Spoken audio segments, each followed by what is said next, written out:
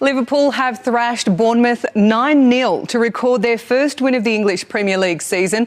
There were also wins for fellow heavyweights Chelsea, Manchester United, Manchester City and Arsenal. Brighton also picked up 3 points. Liverpool came in under fire for going winless in their first 3 Premier League games. They ended up producing the equal biggest win in competition history. Roberto Firmino was at the heart of it, setting up 3 goals and scoring another 2. Manager Jurgen Klopp admitting their bad start was weighing on them. We had to prove a point for us.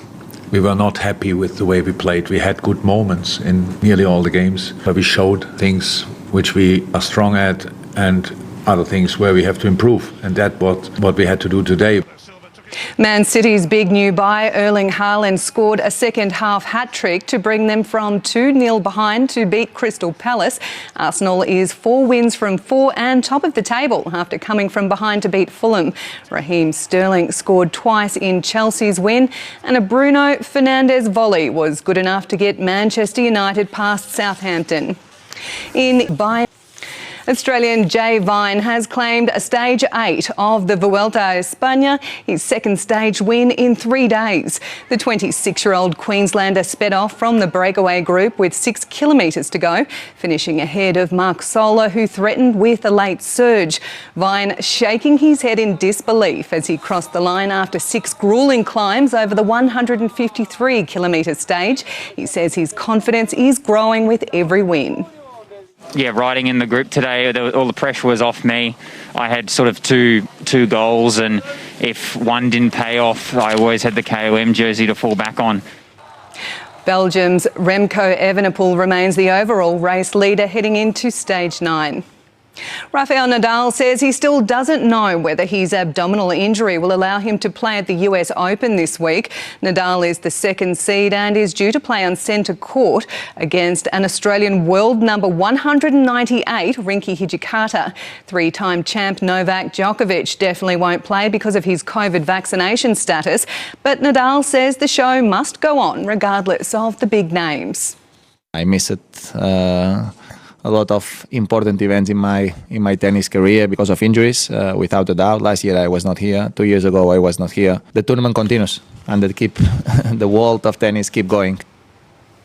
Meanwhile, the big names of women's tennis have paid tribute to Serena Williams ahead of what will be her final US Open. She's been hailed as a trailblazer who has broken down racial and social norms. A lot of times being a woman and in the world, a black woman in the world, you kind of settle for less, and I feel like Serena just taught me that from watching her. She never settled for less. I can't think of a moment in her career and her life that she settled for less.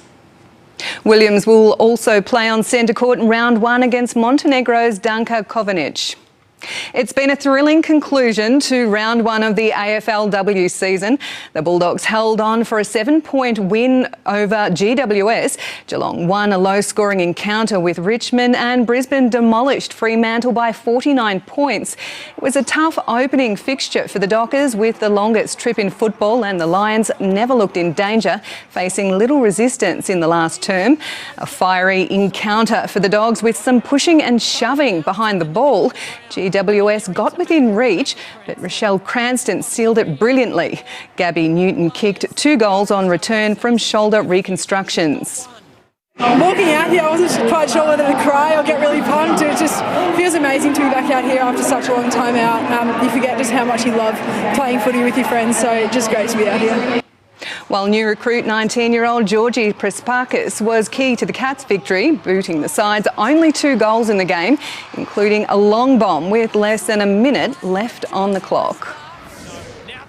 While in the NRLW, St George Illawarra is 2 wins from 2 games to start the season, beating Parramatta.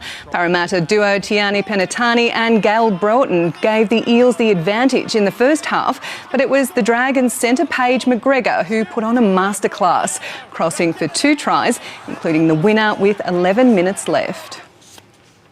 In cricket, Australia has cruised to victory in its first game of the home season. They've beaten Zimbabwe by 5 wickets with nearly 100 balls to spare in the first of 3 one-day internationals. They hauled in a target of 201 after winning the toss and choosing to bowl first. All-rounder Cameron Green owned the back end of the visitors' innings as Zimbabwe lost their last 6 wickets for just 15 runs. Australia were never in great trouble chasing. David Warner hit a half-century before Glenn Maxwell finished things in a hurry, hitting 6 boundaries in 9 balls. Green was man of the match for his 5 wickets, something his captain says he's earned. He's had a little bit of a tough start with the ball. He probably hasn't got the wickets that he probably deserved at various times, but that can happen in one-day cricket. So for him to get 5 today was just rewards, I think. Tribute was paid to the late Andrew Simons during the innings break, his family placing a selection of his cricketing and non-cricketing belongings in the centre of the field. It's been a busy day of qualifying for the Belgian Formula One Grand Prix. Ferrari's Carlos Sainz will start on pole. Championship leader Max Verstappen will start from 15th on the grid. He's one of 7 drivers penalised for engine and gearbox related issues. Meanwhile, the dispute over whom Australian driver Oscar Piastri will drive for next year rolls on. The Alpine team boss saying they'll take the issue to Formula One's contract review board.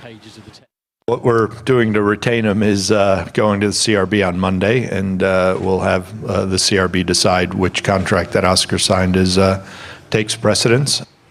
Piastri is believed to be the replacement for fellow Australian Daniel Ricciardo at McLaren next season. And that's the day in sport, Janice. Thank you so much for the update.